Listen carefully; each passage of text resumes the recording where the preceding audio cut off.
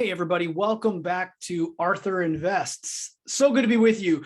And what I thought I would talk about today in today's video is a question that I've gotten from several folks over the past few weeks that have reached out, family, friends, coworkers, and even just family members themselves who are looking to try to get into this crazy real estate market that we currently find ourselves in. And inevitably, one of the most difficult parts of purchasing a home. When you think about market research, think about the school district, think about crime areas, location, all those factors are important. But you can't even get into the game to even think about what to do next until you know how you can purchase a property with what? That's right, you need a down payment. So in today's video, what we're going to talk about is a couple of conventional and unconventional ways that you can actually fund your first purchase. Now, this can both apply to a primary residence if you're looking to just get into the game, get your toe wet, get started in owning a property yourself as a homeowner, or if you're thinking about purchasing a rental real estate asset, right? A rental property, something you want to rent out to another person. And so we'll focus on a couple of these things. Some of them you are probably aware of, but I wanted to explore them in a little bit more detail and just give you some of my thoughts. And look, I will tell you first and foremost, when we first started our journey a little over 12 years ago, getting into this game, down payment was the hardest part.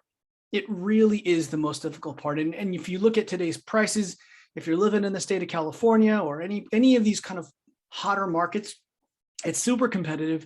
And the prices are substantially higher than they were just 2 years ago. So how do you compete? How do we even think about getting started? Well, I'll share with you just a couple of ways to be thinking about how you might want to try to take advantage of it.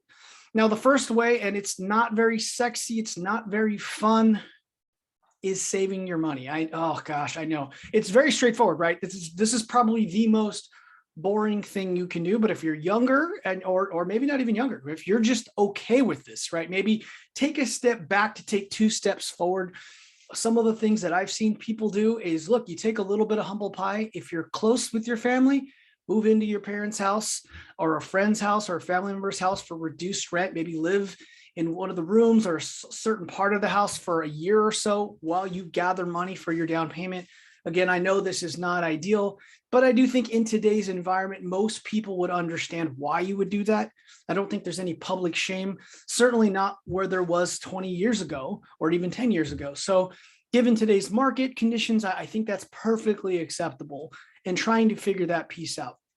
Another part of saving could be, look, if you're in an apartment right now, maybe see if you can rent out one of the rooms in the apartment. And I know there's different rules around that, but that has to be an option. You have to think about what assets do you have that maybe you can rent out, and there's a lot of different ways that you can create a side hustle here. We don't want to get into all those things, but maybe taking on a second income, or is there other things that you can control or get access to, maybe some skills that you have that you can do. If you're good with computers, can you teach a class? Can you offer your services and start to stow away that cash as a way to put money for a down payment? Again, the least sexy, the most obvious, but saving money is critical. And you're going to probably have to take a step back or two to get a step forward. Okay. So that's the first, is kind of doing it on your own, which is very, very challenging, but is probably the way to go here. Another opportunity here that you may want to think about, and this gets a little sticky, so I'm going to just put it in your brain to think about, and then maybe do some research on BiggerPockets, go to Reddit, you go surf the internet. There's a ton of stuff on YouTube that you can think about, but partnership could be another way. Now, I don't recommend this as if you've never purchased a property, but if you have no other options and you're creative and you just want to get your teeth cut on getting into property, that's a way to go. Definitely wouldn't consider partnership for a primary. That can get a little tricky. What I will share with you is have very clear terms. What is the get? What is the give? What's the timeline? And then make sure you have that all reviewed by an attorney on both sides so that you both have a clear understanding of what you're getting into. If they're providing the money, right, in return for some of the equity, or maybe you're getting the loan and they're going to get the appreciation on that. I think there's a win-win here. I just want to say, be very knowledgeable, do your research, make sure both of your sides are protected. How could that work? What are some of the ideas that I would think of? Well, look, and we'll get into this in a second, but gifting is absolutely okay when you're buying a personal residence. When you're buying a primary, gifting is completely fine. Now, the person that might be doing the gifting or maybe wanting to do the investment may not have the ability, like myself, to get any more Fannie and Freddie Mae loans, right? So if I can't get any more government funded loans and you can get that sweet 3% interest rate, well, maybe an investor might be willing to fund you some of the money in exchange for some of the equity and maybe make it clean. Like, hey, look, I'm going to live in the house for 5 years. You match my down payment or give me money for the down payment, and I'll take out the mortgage. I'll make the payments. You're going to just let your money sit there. And at the end of 5 years, we'll liquidate the property and I will return your money, or you'll take a loan out in a year, refinance and give them the money back out. I mean, you'd have to kind of think through how you want to do that. I'm just spitballing here, but there's a lot of ways to kind of think through how you might want to do that. Especially if you buy a house that maybe needs a lot of work, you could add another bedroom, right? Increase the value, cash out, refinance, give your partner the money back, and then you live in the home under a new mortgage and you didn't have to put the down payment in. So those are some ideas that I would be thinking about, because there's a lot of ways to get around it, but you got to know some people. So I would say, partnership is a very natural opportunity. And then if you're not thinking about primary, non-owner occupant, well, that's a lot easier. There are portfolio loans that you can go to. There's a couple of different banks out there now. They're non-QM loans. That's what you want to be thinking about. These are not government-backed loans, so the rates are a little bit higher, but you don't have to necessarily sign on the dotted line. The asset itself is the security. So if you can't make a payment or something slips up, they actually will just take the property back. And a lot of these portfolio lenders actually lend on single family homes or small multifamily. So it's not limited to just big apartment buildings. And so what this does for you is this opens up the chance to get into smaller properties.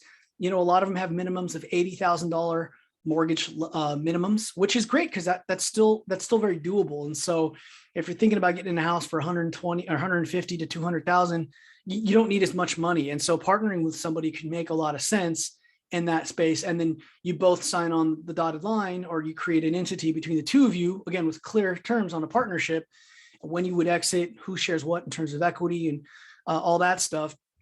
I would have a lawyer look at that, make sure you've kind of fine-tuned the details, but that's another way where you can get in as a non-QM lender. That's where you're not going to be occupying the property, but you're going to be going in with somebody else, or you're going to do it your own self, but with a non-QM lender.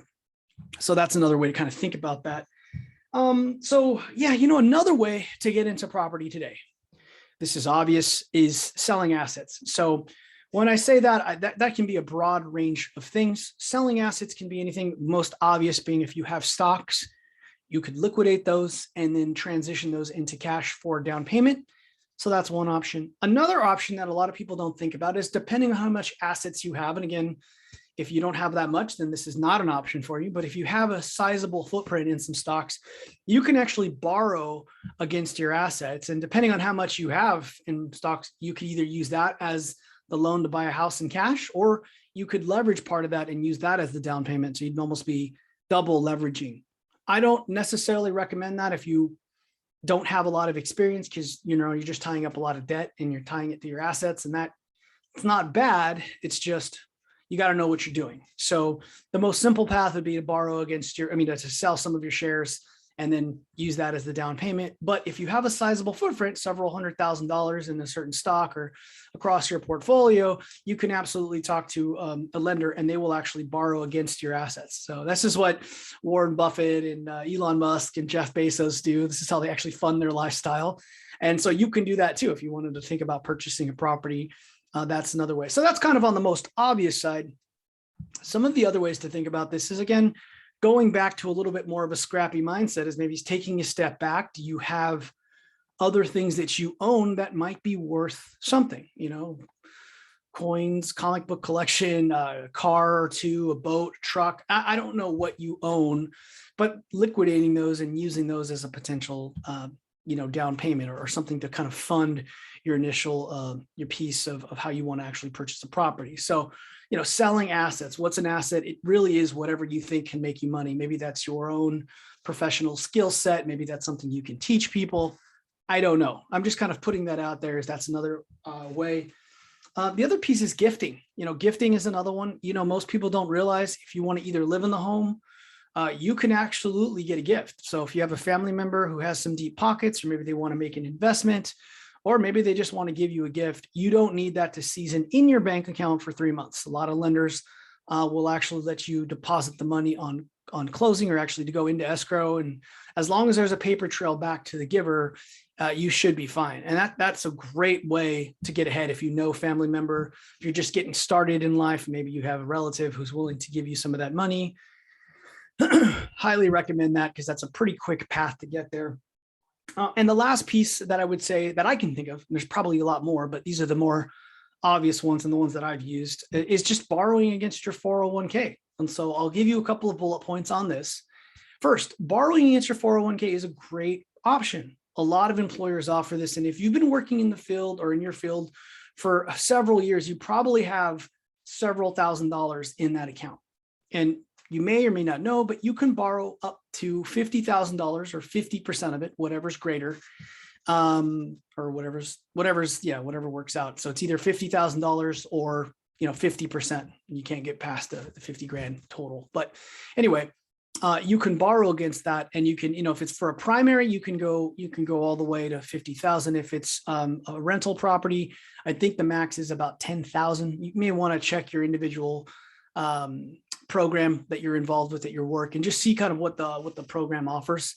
But those are two ways. We've done that many times. In fact, I always say, if you're going to buy a car or anything of that, this is not a bad way to go to think about it. If you're going to be buying something, to just kind of borrow from yourself and pay yourself back, because you better pay yourself the interest and you get the benefit of growing your portfolio versus, paying interest to some other person that, is another institution that doesn't really need your cash. So something to think about. Could kind of be like a forced savings account. But yeah, 401k recycling is a very, very good way to do it. I've done that about 4 times so far, and we'll probably do it again once I pay off. We have about another 2 years left on the loan we have currently out, but that's another option for you. So yeah, I know I've talked to you about a lot of different things. We talked about, partnership. We talked about using your skills as an asset. We talked about borrowing against some of your stocks potentially. We also talked about your 401k and doing some old school saving, maybe with moving back with mom and dad. Now, probably none of these are earth shattering, but I hope that in any of these things, I've kind of put an idea in your head or planted a seed. If you'd like me to explore any of these in detail, or you want me to dive in or answer some questions, feel free, hit a like, leave a comment below. Happy to help. But this was something that was top of mind this past week. I was at the driving range with some friends, and this kind of topic had come up, and I thought, this would be a really good point of conversation here on the YouTube channel. So anyway, hope you enjoyed it, and yeah, I'll catch you guys all soon. Take care, everyone.